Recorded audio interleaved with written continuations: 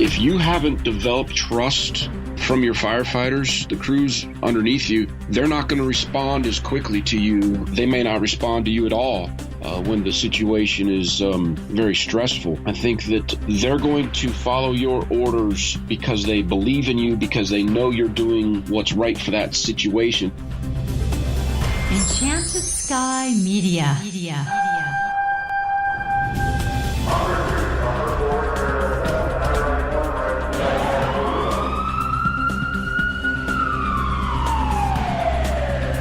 From the Enchanted Sky Studios in Prescott, Arizona, this is Code 3, the Firefighters Podcast, hosted by award-winning journalist Scott Orr.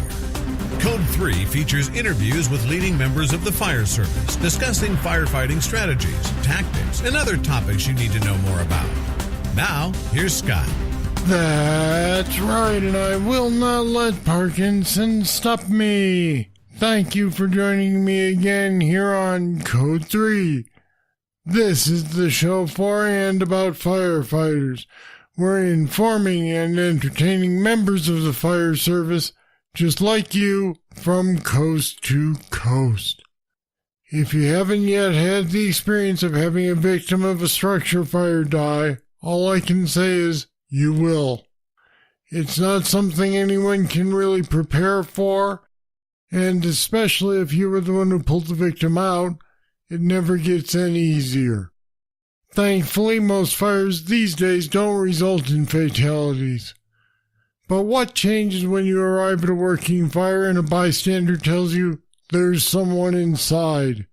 That's what we're discussing with today's guest. John Lightly is a battalion chief in the Youngstown, Ohio Fire Department.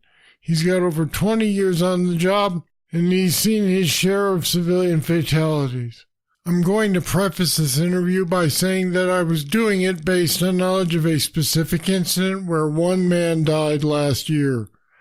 I was unaware until later that just weeks later, John's department had also been involved in fighting a tragic fire where 5 children were killed. I've added some more material on that at the end of the interview. And joining me now to talk about all this is John Lightly. Welcome to Code 3.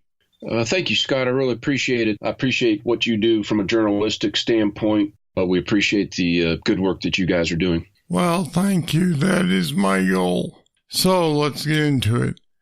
Given how often they're wrong, how much credibility should ICs give a bystander who reports someone inside of a burning structure? That's the biggest challenge. We have to believe them every single time. Unfortunately, so often, at least in my experience, the people have been wrong. But it's our duty to do as much as we can to prove that citizen who's telling you someone is there, to prove that they're wrong or to verify that they were correct. Unfortunately, I think this gets a lot of crew members in trouble sometimes when they don't take the few seconds to ask more questions about why the person believes people are inside. I've had people who don't even live in the area stop me and say, somebody lives in there. And when you ask them, where do you live at? Like, I'm not from your town. Well, that puts it further down my list of priorities. However, like for my department, we search as much of the occupancy as possible. And there might be somebody in one of the rooms that's completely engulfed as the house, burns to the ground. But we'll still search every portion that we can just to verify. Then our investigators do a good job of following up with questions and so forth for the person who called it in or who might have been standing on scene telling us that there were people inside. Human nature being what it is it appropriate to work harder on a primary search when you believe there might be a victim inside? Well, you said it correctly. It's human nature to do that. Your mind engages in a different manner. Your emotions tend to spike a little bit more when you have good reason to believe there's people inside.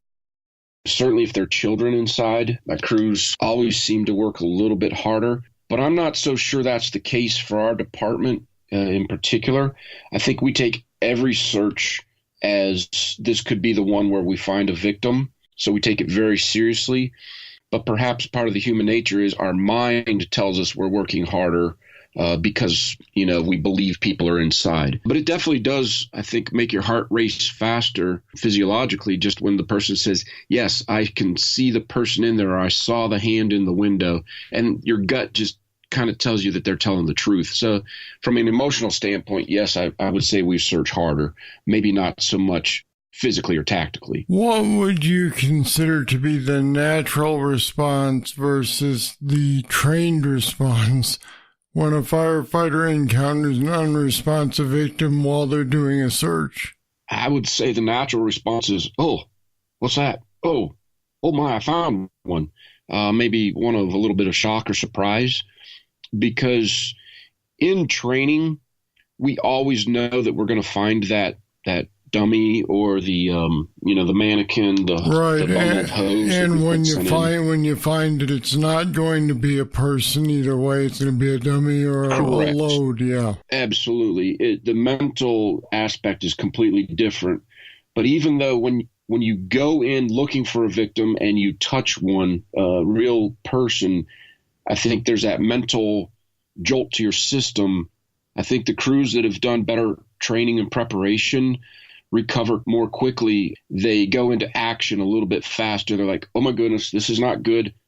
Okay, deep breath, let's solve this problem. Whereas some of the ones who may not be as prepared, who may not do it as often, it might take them a few extra moments to calm down mentally or emotionally from it. Now, part of the responsibility of keeping everyone calm on the fire ground, at least in their area of responsibility, is the company officer. What can he or she do to keep the firefighters under their command focused and not let them go running off to be a hero? It starts well before the fire ever begins. I'm a big advocate, of course, of doing the hands-on training and preparation, but I'm also an advocate for the company officers, the chief officers like myself, to do mental training. When you're driving through your town, pulling up to an intersection, doing a scene size up of the building at the corner, and mentally forcing yourself to say out loud what you would do should there be a report of an occupant inside. So that type of preparation beforehand, I think, is critical. But as far as on the fire ground, if you haven't developed trust from your firefighters, the crews underneath you, they're not going to respond as quickly to you. They may not respond to you at all when the situation is very stressful.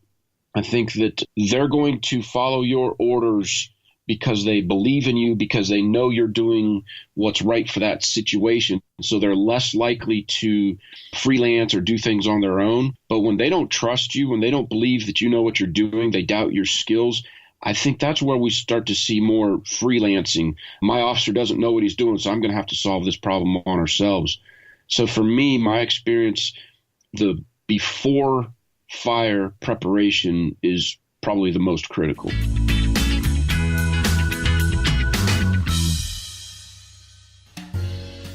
Many years ago, when I worked for a PBS television station, every few months we did what we called begging for dollars.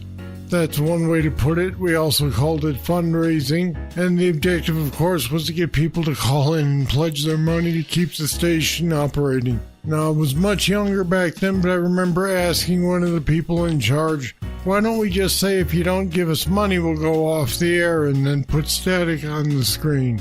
The man looked at me and said, no, we don't do that. That's alarmist. Besides, if we didn't actually go off there, we'd look like we were lying. So I won't say that if you don't pledge to Code 3, I'm going to go off the air, because that's not true. What I will say is that your pledge of $10 a month or more will definitely make life easier here at Code 3. It's how we keep the lights on, keep the air conditioning running, and keep the bills paid in general. Now, I know it's weird that I'm asking you to pay for a free podcast, but what I'm really asking you to do is support something that you really like, something that you listen to, and that maybe gives you a little benefit to your career. In return, you'll get access to the Bull Sessions, which are after interviews on various different subjects, and only people who pledge $10 a month or more ever get to hear them. I'm adding more pretty much once a month, sometimes more often, and it gives you something extra for your money besides the good feeling that you're keeping Code 3 running. So if you can help, if you've got $10 a month, that's what, maybe 2 Starbucks coffees, please go to code3podcast.com/support and make your pledge now. I really appreciate the help, and I hope you enjoy the show.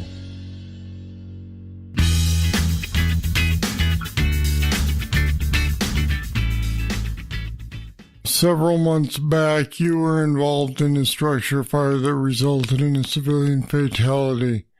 Although it was a while back, I'm sure you still remember it like it was yesterday or even this morning. What can you tell me about that day and how things went down? First of all, my crews did a terrific job.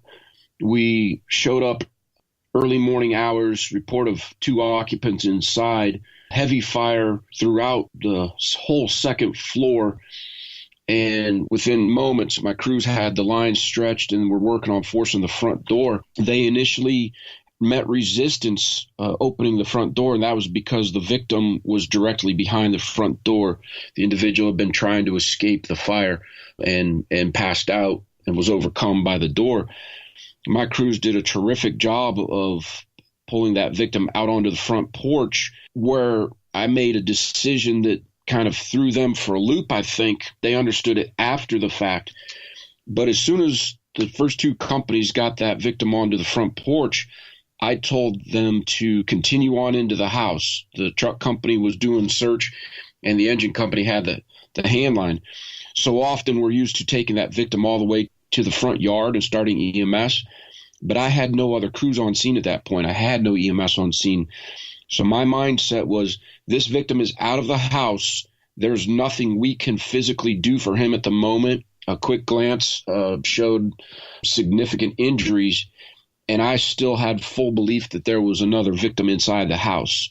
So it only took them a moment, but I think, going back to what I mentioned earlier, I think they trusted me enough to know that I saw a bigger picture than they did. So they quickly went in to start attacking the fire while doing a simultaneous search. Subsequently, we were able to determine, through the help of our police department, phone calls and such, that the other occupant was away from the home. They were not in there at the time of fire. But it was a good 30, 40 minutes before we had clear confirmation of that. So my crews did a great job. They worked hard. At one point, we had to go defensive because we were starting to experience some roof collapse.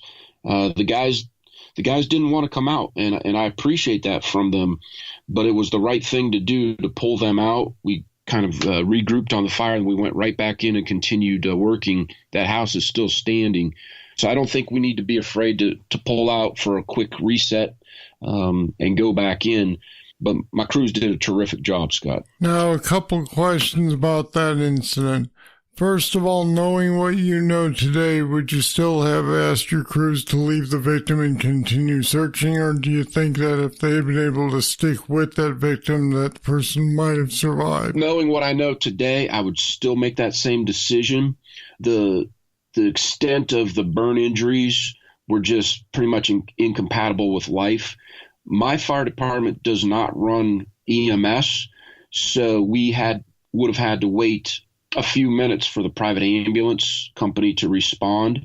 So even if they had moved the patient to the front yard where we could have started basic CPR, there was still a delay in advanced life services. They did get pulses back for a little while at the hospital, but they were more as a result of the medication.